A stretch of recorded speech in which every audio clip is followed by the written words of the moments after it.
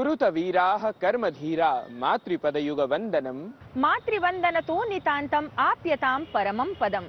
मातृभूम्यै भारताय परमपदकाङ्क्षिणः प्रेयांसः संस्कृतसुरभारती प्रेमिणः वार्तावलीदर्शकाः अहम् एषः मातृभूवन्दकः गवीशद्विवेदी स्वागतं करोमि तत्र भवतां सर्वेषां वार्तावल्याः नूतने एतस्मिन् अङ्के। एतस्मिन् अभिनवे अङ्के सह प्रवाचिका दायित्वं निभालयन्ति अहं लता वसिष्ठः अपि सनमः इह स्वागतं करोमि प्रियदर्शकानां। लते, अभिवादनशीलता अस्माकं काचित् उत्कृष्टा परम्परा अस्ति। आम्, सत्यं वदति। संस्कृतवाङ्मये विशिष्य मनुस्मृत्यादिषु ग्रन्थेषु अपि एतद्विषये सविशेषं ख्यापितमस्ति। सत्यं, भारतीय ज्ञानपरम्परा सम्पोषकेषु एतादृशेषु ग्रन्थेषु बहवः विषयाः ख्यापिताः सन्ति। ततः एव च प्रति सप्ताहं वयं प्रदर्शयामः योग्यविषयप्रतिपादकं सुभाषितम्। अद्यैव कुरु यच्छ्रेयः वृद्धः सन्किं करिष्यसि स्वगात्राण्यपि भाराय भवन्ति हि विपर्यये।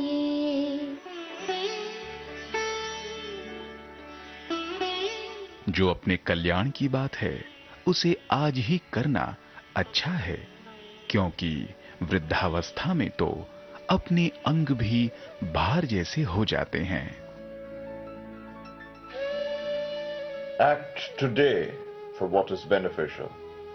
For what will an old person do tomorrow?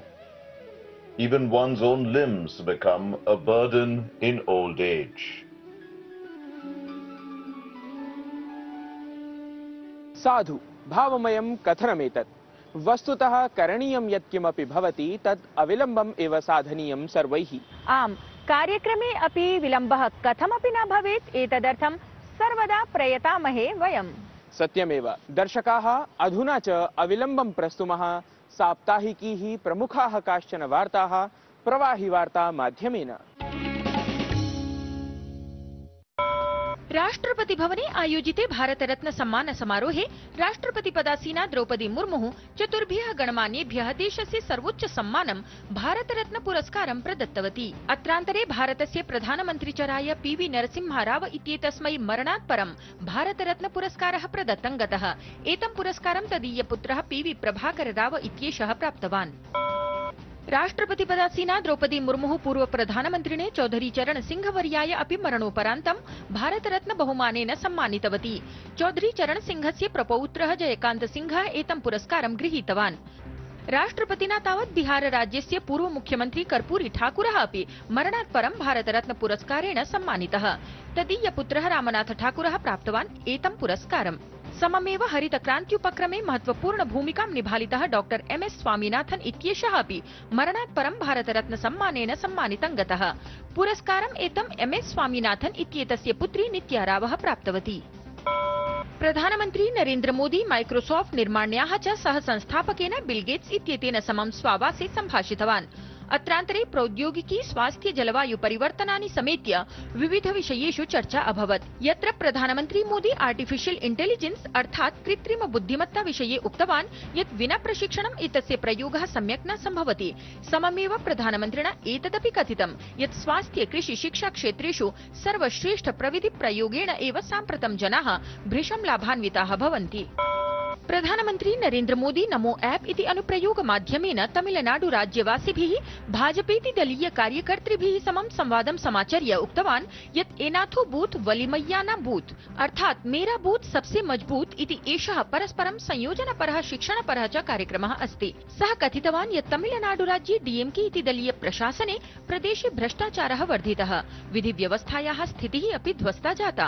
भाजपेति दलं तमिलनाडु राज्ये उत्कृष्टं समाचरिष्यति इत्यपि सविशेषं कथितवान् प्रधानमन्त्री। लोकसभा निर्वाचनस्य प्रथमे चरणे 2,100 एप्रिल मासस्य 19 दिनाङ्के मतदानानि अनुष्ठास्यन्ते। एतस्मिन् चरणे सर्वाधिकं तमिलनाडु राज्यस्य 39 मतदानानि भविष्यन्ति। सहैव एतस्मिन् क्रमे राजस्थानोत्तरप्रदेश, मध्यप्रदेश, असम, उत्तराखण्ड, महाराष्ट्र, बिहार, पश्चिम बंगाल, अरुणाचल प्रदेश, मणिपुर, मेघालय, मिजोरम, नागालैंड, अंडमान निकोबार, जम्मू कश्मीर, लक्षद्वीप, पुदुच्चेरी, सिक्किम, छत्तीसगढ़, त्रिपुरा राज्येषु अपि मतदानानि अनुष्ठास्यन्ते।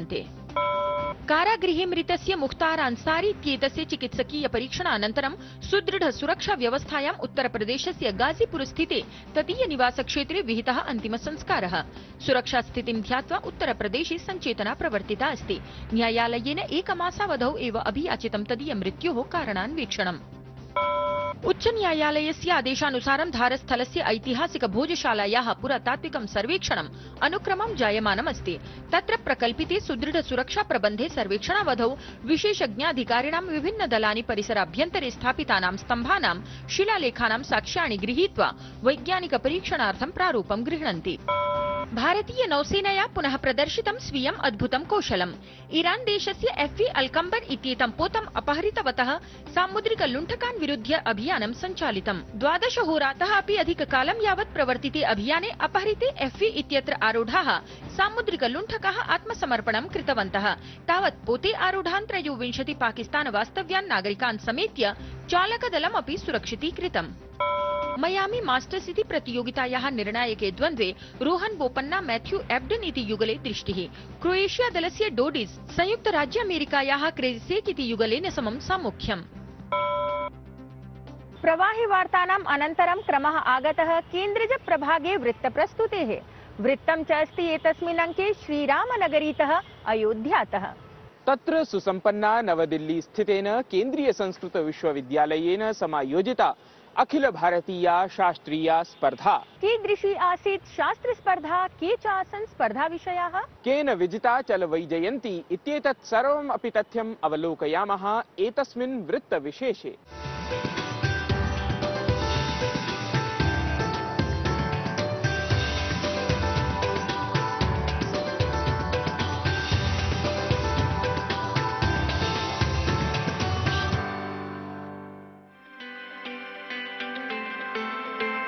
विद्या शस्त्रस्य शास्त्रस्य द्वे विद्ये प्रतिपत्तये। आद्या हास्याय वृद्धत्वे, द्वितीया द्रियते सदा। नूनं कस्मै प्रच्छन्नमस्ति तथ्यमेतत् यत् सप्तद्वीपा हि वसुधा अस्ति विशिष्टा भारतेन अत्रत्येन च सततशास्त्रचिन्तनेन। सततशास्त्रचिन्तनक्रममेव अहर्निशं सञ्चारयन्ति, सर्वत्र प्रचारयन्ति, प्रसारयन्ति च सर्वेषु वस्तुतः शास्त्रीयाः स्पर्धाः। एताः शास्त्रीयाः स्पर्धाः एव विशेषयन्ति अखिले अपि संसारे भारतीयानां यथाकालम् अग्रतोऽग्रत्वं बुद्धिकौशल्यमपि। लक्षण प्रतिपदोक्त परिभाषायाः अपवादभूता परिभाषा वर्तते गामादाग्रहणेषु अविशेषः इति परिभाषा। वस्तुतः शास्त्रचर्चया शास्त्रीय पारंगतता परीक्षया च जायते बुद्धिः विशदिता, विषादरहिता, विवेक संवलिता अपि एकैकस्य हि शास्त्रप्रेमिणः। अनतिचिरमेव शास्त्रप्रेम प्रदर्शिका, शास्त्रगत ज्ञानमात्र प्रेरिका हि अयोध्यायाम् आयोजिता जाता अद्वितीया अखिल भारतीया शास्त्र स्पर्धा। यथाक्रमं च 61तम्याः अखिल भारतीय शास्त्र स्पर्धायाः आयोजनम् अध्ययोध्यं च भावितं केन्द्रीय संस्कृत विश्वविद्यालयस्य कर्मनिष्ठेन कुलपतिना। ज्ञानम शरंच ददतम। ज्ञान मुद्रा में भगवान ने श्री शर को धारण किया है, शस्त्र धारण किया है। शस्त्र धारण केवल शस्त्र धारण नहीं किया है, ज्ञान मुद्रा में शस्त्र धारण किया है। अतः अस्माकमपि शास्त्रमेव शास्त्रम, शास्त्रमेव शस्त्रम। अस्माकं हस्ते अन्यत् शस्त्रं किमपि नास्ति। शास्त्रमेव शस्त्ररूपेण गृहीत्वा अस्माभिः कार्यं करणीयम्। रामो विग्रहवान् धर्मः, तस्य विग्रहे इदानीं प्राणप्रतिष्ठा जाता।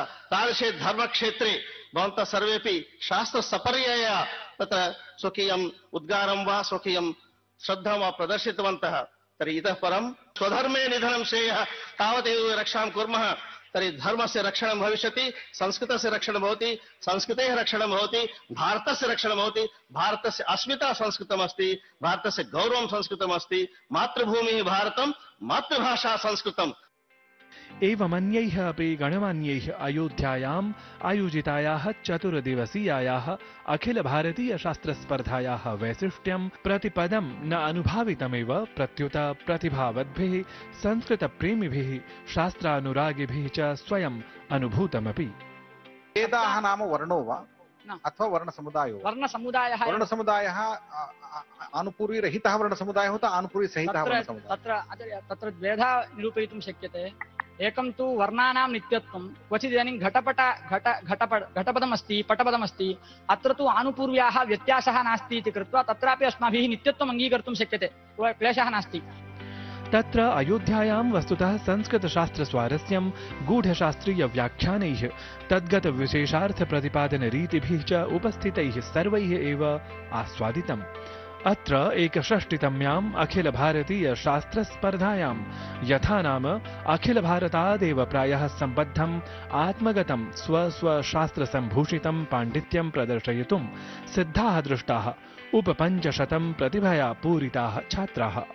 यत्र 15 स्वर्णपदकानि स्वायत्तीकृत्य कर्णाटकदलेन जिता प्रतिष्ठिता वैजयन्ती इति विशेषः। तावत् संस्कृताश्रितायां हेतस्याम् अखिल भारतीय शास्त्रीय स्पर्धायां शास्त्रगताः अनेकाः प्रथिताः नाम्ना एव सुविज्ञाताः परीक्षाः प्रतियोगिताः आयोजिताः। अथ एतस्मादेव क्रमात् नूतनाः अपि शास्त्रगताः परीक्षाः योजिताः घोषिताः अपि। आहत्य भारतीया हि धरा यथा पूर्वरीत्या शास्त्रभूमिः सन्तिष्ठेत, अपूर्वतया च शास्त्रचिन्तनं कालानुगुणमपि अत्र जायेत एव इति कथञ्चित् उत्पन्नः दृढविश्वासः अपि। यतः नूनं रक्षितशस्त्राः एव यथा यथं जायन्ते शास्त्रचक्षुष्काः, ततः सक्रमं सम्पोषितशास्त्राः समाजपरिष्कारकाः अपि। अत एव प्रथितोक्तयः इमाः शस्त्रेण रक्षिते राष्ट्रे शास्त्रचिन्ता प्रवर्तते, अथ शस्त्रे शास्त्रे च कौशलम् इति। नारायणदत्तमिश्र विहितं वृत्तं। वार्तावली डीडी न्यूज।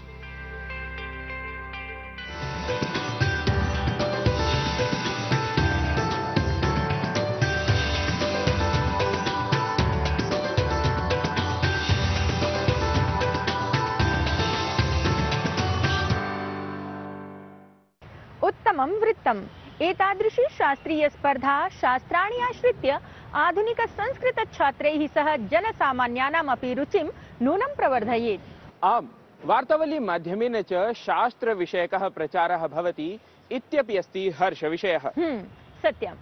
संवाद माध्यमेन अपि भवति प्रचारः, दर्शकानां च जायते ज्ञानवर्धनम् अपि। तस्मात् तृतीया प्रभागे प्रदर्शयामः वयं संवाद विशेषं, येन संस्कृतानुरागिणः दर्शकाः वयं च ज्ञानान्विताः भवामः। आयान्तु दर्शकाः, अवलोकयामः एतस्मिन् अङ्के नातिचिरमेव साधितं विशेषसंवादम् एतम्।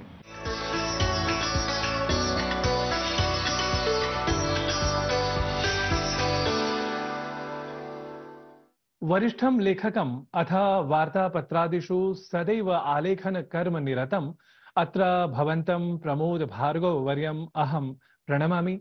वार्तावल्यां च स्वागतं करोमि भवतः। प्रणाम। रामायण महाभारतादीनां चर्चा अत्र भवता कृता, यत् वस्तुतः तत्रापि विज्ञानतत्त्वं समाहितम् अस्ति, नाम कथाप्रसङ्गानुरोधेन। अहं ज्ञातुकामः यत् तत्र प्रजननसम्बन्धि विज्ञानतत्त्वमपि तत्र विशिष्टम् अस्ति, यत् IVF इत्यादि सन्दर्भे वयं तत्र साम्यं कथञ्चित् उद्भावयितुं शक्नुमः। भवता अत्र विषये किमपि नाम मन्ये कश्चन शोधः कृतः अस्ति, तद्विषये भवान् कृपया प्रतिपादयतु।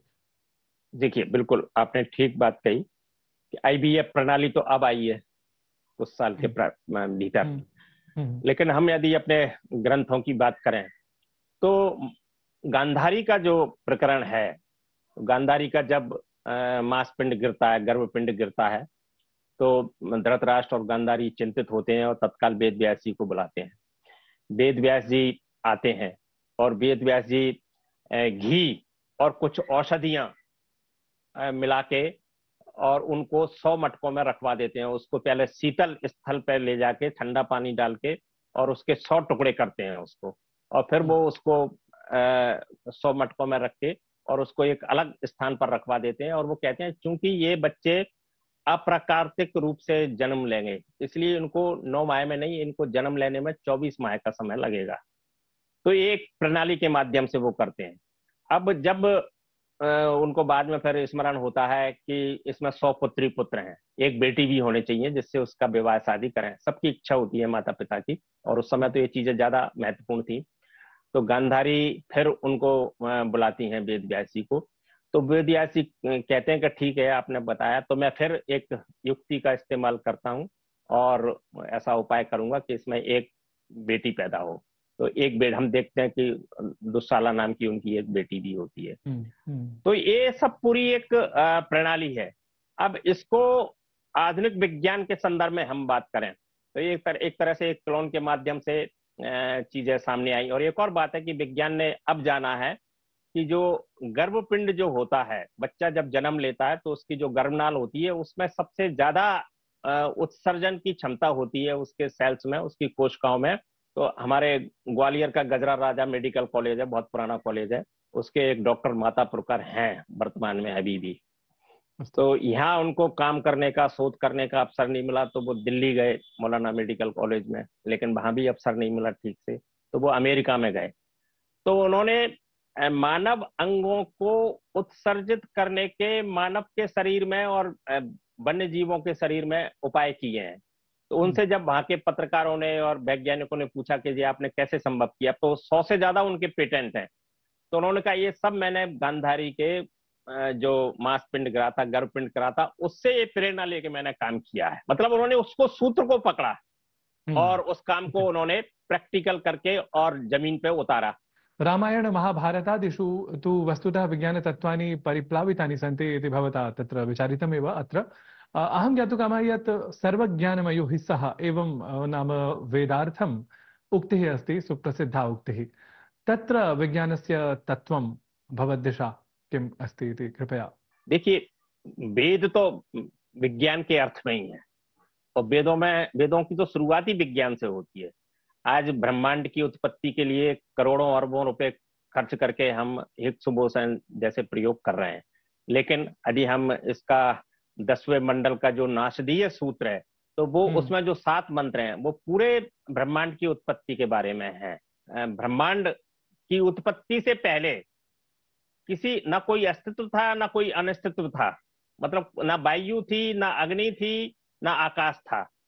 तो इसको कोई व्यक्ति जान ही नहीं सकता कि इसकी उत्पत्ति कैसे होगी, जब कुछ था ही नहीं। तो इसमें पूरा जो नासदीय सूत्र है वो पूरा ब्रह्मांड की उत्पत्ति के बारे में, और आज जो हिग्स बोसॉन का प्रयोग करने के बाद जो निष्कर्ष निकला है, वो निष्कर्ष क्या निकला, अंततः वैज्ञानिकों ने यही कहा कि ईश्वरीय कण से ब्रह्मांड की उत्पत्ति हुई है। यही कहा है ना निष्कर्ष जो निकला है। हमारा जो पूरा ऋषि मुनियों का साहित्य है वो कण कण में भगवान की बात करते हैं।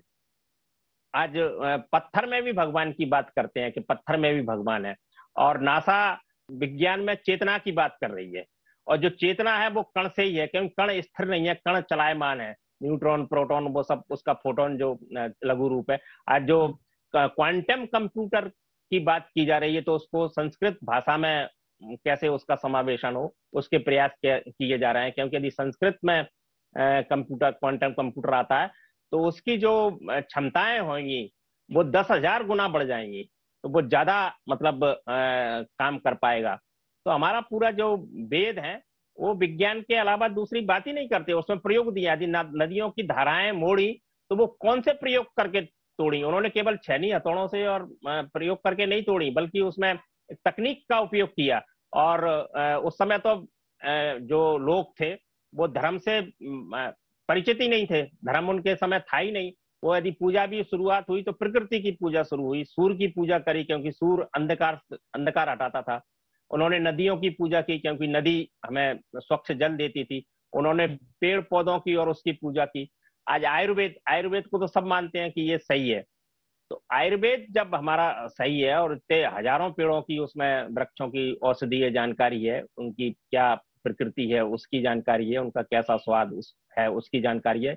और आयुर्वेद का जो आज चिकित्सा का जो पाठ्यक्रम है वो सब संस्कृत के माध्यम से पढ़ाया जाता है। संस्कृतोत्थानार्थम् अत्र भवतः के विचाराः सन्ति यत् ईदृशैः उपायैः वस्तुतः संस्कृतस्य या स्थितिः अस्ति, संस्कृतज्ञानस्य या स्थितिः अस्ति, सा नाम उन्नता भवेत्। जैसा कि मैं संस्कृत नहीं जानता, लेकिन आज तो सब किताबें उपलब्ध हैं जिनमें हिंदी में बहुत अच्छे अनुवाद दिए हैं, वेदों के भी अनुवाद दिए हैं। वेदों की जो संस्कृत है वो ज्यादा क्लिष्ट है, तो इन चीजों को हम आप तो आज के वर्तमान परिप्रेक्ष्य में तो बहुत आसानी से समझ सकते हैं।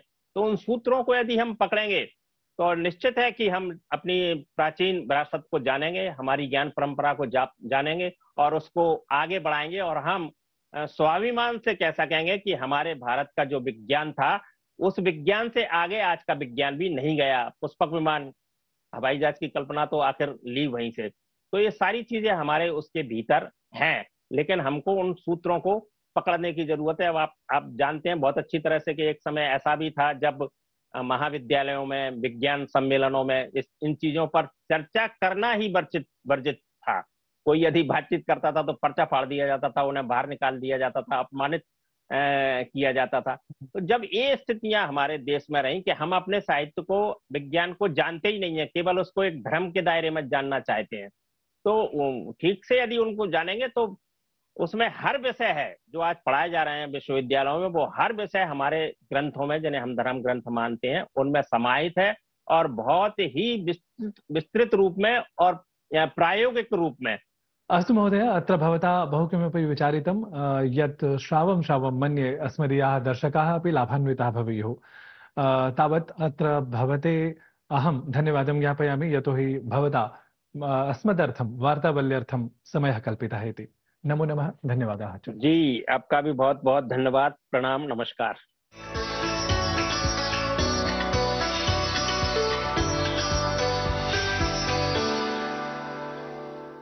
योग्यः संवादः, साधुवादाः अतिथिवर्याय, संवादकर्त्रे च अस्मत् सहयोगिने।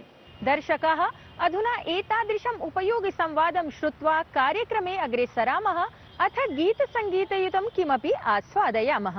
यतः विना सङ्गीतं जीवनमपि रसविहीनं प्रतिभाति। तस्मात् भवतां दर्शकानां कृते इह प्रस्तूयते सङ्गीतनिर्झरी क्रमः। स्नुषा विजयम्, स्नुषा विजयम्, स्नुषा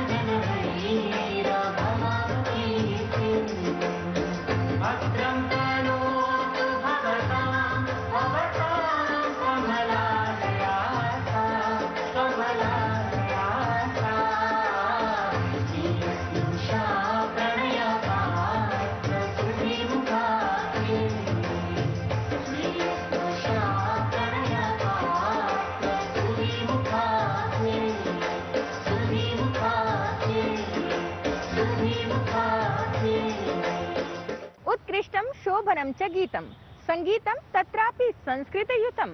एष संसर्गः अरुचिमते जनाय अपि संगीताय रुचिमान् करोति। अथ गानाय अपि प्रेरयति। तस्मात् सङ्गीतनिर्झरीम् अवलोकयन्तः वयमपि कदाचित् गानं कुर्मः। गानक्रमम् एतं पुनः अग्रिमाङ्के आनयामः गवीश। दर्शकाः तावत् विविधप्रभागेषु किमपि अभिनवमपि कर्तुं प्रयतामहे वयम्।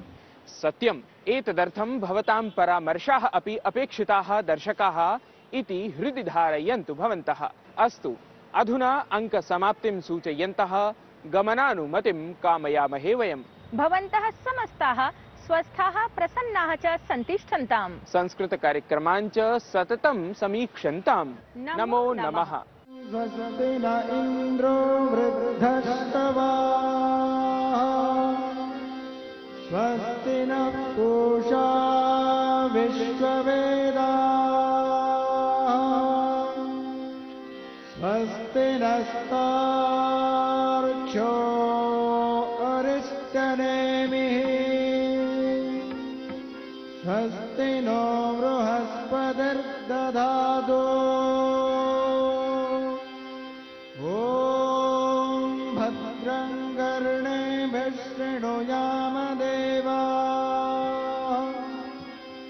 भद्रं पश्येमाक्षभिर्यजत्राः स्थिरैरङ्गैस्तुष्टुवागुंसस्तनूभिः